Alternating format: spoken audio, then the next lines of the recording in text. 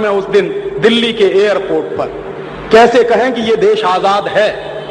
1911 में जो हमने सुना है वही तो आज हम हमारी आंखों के सामने देख रहे हैं। उस जमाने में चारण भाटों का काम टैगोर जैसे खानदान के लोग करते थे। आज भी चारण भाटों की कमी नहीं है जो रात दिन महारानी के सम्मान में कविताएं लिख रहे हैं, लेख लिख रहे हैं। मैं तो पिछले 6 दिनों से अखबार पढ़ रहा हूं। इस देश में ऐसे लोगों की कमी नहीं है जो अंग्रेजों के समर्थन में, रानी के समर्थन में अपनी लेखनी घिसे चले जा रहे हैं, इसी उम्मीद में कि शायद फिर से अंग्रेजों की दया दृष्टि हो जाए तो हमको भी कोई नोबेल प्राइज मिल जाए या राय बहादुर का खिताब मिल जाए। ये देश के राष्ट्रीय अपमान का विषय है और इसलिए पिछले 1 हफ्ते से मैं बहुत दुखी हूं। एक दूसरी जानकारी और दूं कि 1911 में जब जॉर्ज पंचम आया था तो हिंदुस्तान में ऐसे हजारों लोग थे जिन्होंने जॉर्ज पंचम का विरोध किया था।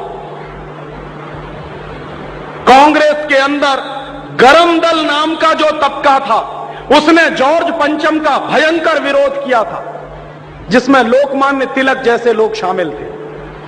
लोकमान्य तिलक जॉर्ज पंचम का हिंदुस्तान आना राष्ट्रीय अपमान मानते थे, इसलिए उन्होंने कॉल दिया था कि जॉर्ज पंचम के समारोह में कोई भी हिंदुस्तानी जो अपने आप को राष्ट्रवादी कहता है वो जाएगा नहीं, और जो भी अपने आप को राष्ट्रवादी मानते थे वो गए नहीं थे जॉर्ज पंचम के सम्मान में। तो तिलक जैसे नेताओं ने उस जमाने में विरोध किया था और तिलक के जो सहयोगी थे उनके ऊपर जॉर्ज पंचम को काले झंडे दिखाने के आरोप में लाठियां चलाई गई थी और उनको जेल में बंद किया गया। तो जॉर्ज पंचम का विरोध जिन्होंने किया, जो हिंदुस्तान को अपनी मां मानते थे, जो मातृभूमि मानते थे और हिंदुस्तान का अपमान बर्दाश्त नहीं कर सकते थे, ऐसे लोगों ने जब जॉर्ज पंचम को काले झंडे दिखाए थे तो अंग्रेजी सरकार ने उन पर लाठी चार्ज किया था और पकड़कर जेल में बंद कर दिया था। वही पिछले 1 हफ्ते पहले फिर हुआ है। शायद आपको मालूम नहीं, दिल्ली के अखबारों में तो यह छपा है, बंबई के अखबारों में यह नहीं छपा है। मेरे आजादी बचाओ आंदोलन के 1,500 से ज्यादा कार्यकर्ताओं पर लाठी चार्ज हुआ उस दिन दिल्ली में, इसलिए कि हमने महारानी का विरोध किया था उस दिन एयरपोर्ट पर। माने हमारे ही देश की पुलिस हम ही को पीट रही थी। क्यों? क्योंकि हम महारानी का विरोध कर रहे हैं। विरोध क्यों कर रहे हैं? हम सत्य बोल रहे हैं, इसलिए हमको मार खानी पड़ी थी। मैं तो दुर्भाग्य से उस दिन बंबई में था, लेकिन मेरे 1,500 साथी जेल में ठूंस दिए गए हैं, अभी भी उनकी जमानत नहीं है। और हमने भी संकल्प लिया है कि हमने कोई अपराध किया नहीं है, इसलिए हम जमानत नहीं लेंगे। देखें हिंदुस्तान की पुलिस और देखें हिंदुस्तान की सरकार कितने दिन उनको जेल में बंद रखती है। हमने देश के सम्मान के प्रति अपने साथियों को दांव पर लगाया है और उन 1,500 साथियों में आप ये सुनकर आश्चर्य करेंगे, ताज्जुब करेंगे कि बहनों की संख्या 300 है। उन 300 बहनों पर भी पुलिस ने लाठी चार्ज किया। क्यों किया है?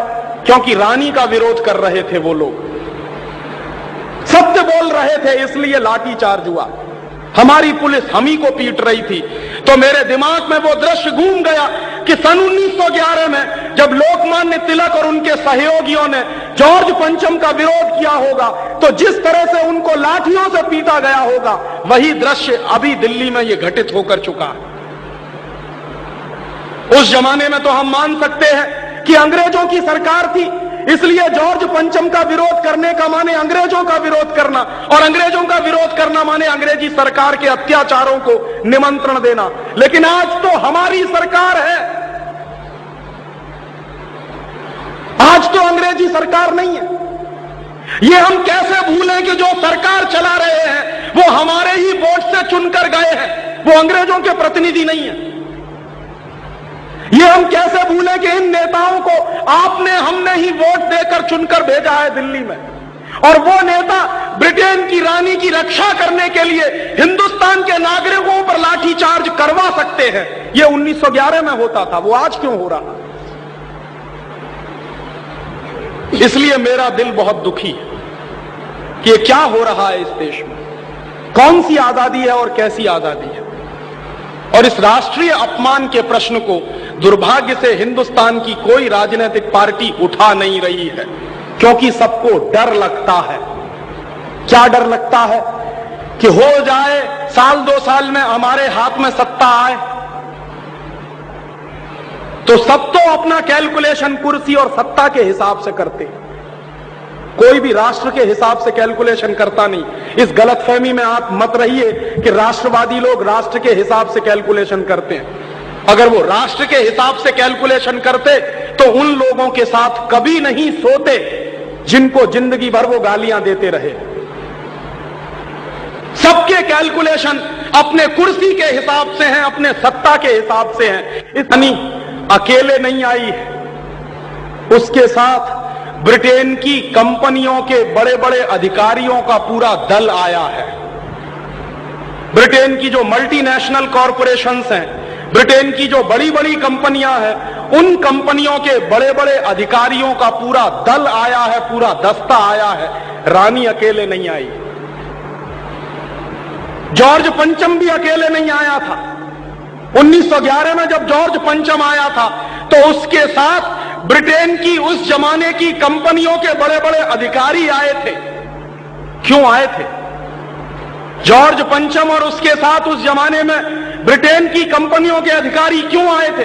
क्योंकि जॉर्ज पंचम यह कहता था कि मेरे साथ जो ब्रिटिश कंपनियों के अधिकारी आए हैं वो हिंदुस्तान में अपना बाजार स्थापित करेंगे, इसके लिए मैं उनको लेकर आया हूं। तो हिंदुस्तान को ब्रिटेन ने अपना बाजार बनाया था, और चूंकि यह देश ब्रिटेन का बाजार बन गया था इसलिए इस देश को गुलाम बनाया था उन्होंने। तो आज भी महारानी आई है तो अपने साथ सैकड़ों अमेरिका और ब्रिटेन की कंपनियों के अधिकारियों को लेकर आई है ताकि वो लोग भी हिंदुस्तान में अपना बाजार बना सके, जैसा कभी ईस्ट इंडिया कंपनी के जमाने में होता। और रानी को हिंदुस्तान में ऐसे ही सद्भावना के तहत नहीं भेजा गया है। रानी को हिंदुस्तान में भेजा गया है बहुत सोची समझी गई प्लानिंग के साथ। आप में से शायद कम लोग जानते होंगे कि इस समय ब्रिटेन की अर्थव्यवस्था बहुत गहरे संकट में है।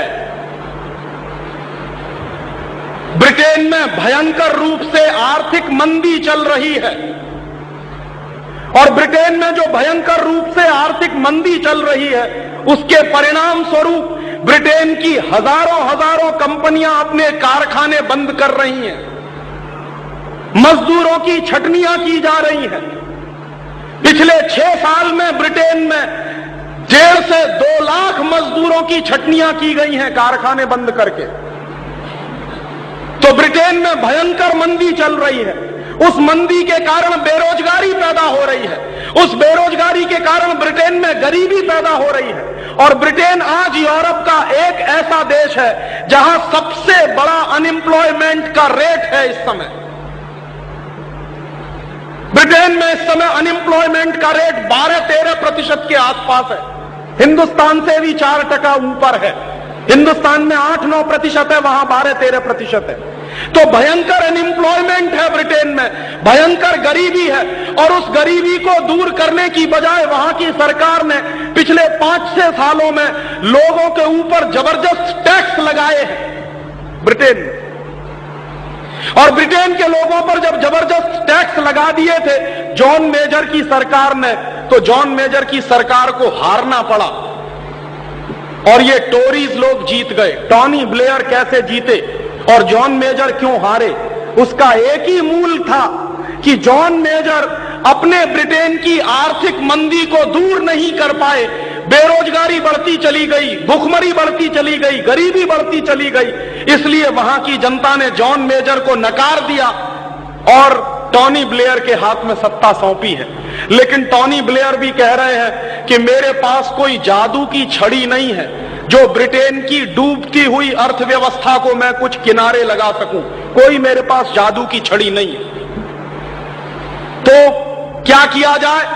ब्रिटेन की आर्थिक मंदी है, क्योंकि आर्थिक मंदी के दौर में क्या होता है, सामान बिकना बंद हो जाता है, सामान बिकते नहीं, गोदाम भरे रहते हैं, कारखानों में उत्पादन चलता रहता है, उत्पादन के बाद गोदाम भरते चले जाते हैं, लेकिन माल बाजार में बिकता नहीं है, डंप होता चला जाता। तो माल बेचने के लिए बाजार चाहिए, तो हिंदुस्तान में महारानी बाजार तलाशने के लिए आई है। इस बात को आप समझ लीजिए कि इस समय ब्रिटेन की अर्थव्यवस्था डूब रही है और ब्रिटेन बर्बादी के कगार पर खड़ा है। एक जमाने में ब्रिटेन